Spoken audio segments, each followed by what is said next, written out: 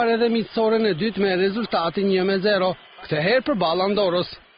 I am happy with the result, first of all because we continue positive serie.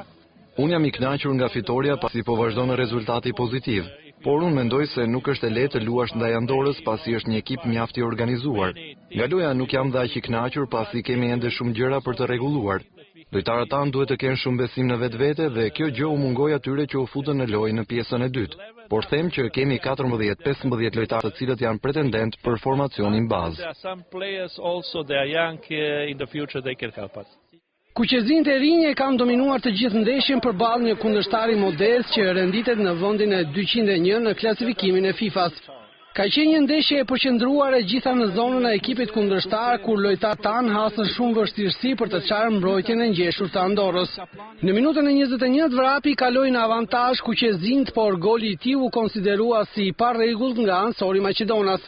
Një minutë para përfundimit të pjesës së parë, Hamdi Salihi I harruar nga mbrojtja kundërshtare e dërgoi topin në rrjet duke mbyllur pjesën e parë me avantazhin e Shqipërisë. Edhe në të dytën janë sërish tanët që dominojnë lojën, madje krijojnë disa raste të tjera shënimi, por pa mundur të finalizojnë aksionet. Trajneri kombëtarës shqiptare Josif Kuzhi I dha shansin edhe disa futbollistëve të tjerë në këtë pjesë, përpjekjet e të cilëve nuk ndryshuan rezultatin përfundimtar të ndeshjes. Kjo është fitoria e tretë radhazi dhe e teta në miqësoret e zhvilluara nga kombëtarja. Humbja e fundit e përfaqësueses tonë në një miqësore është ajo e para 2 viteve 1-0 me Polonin.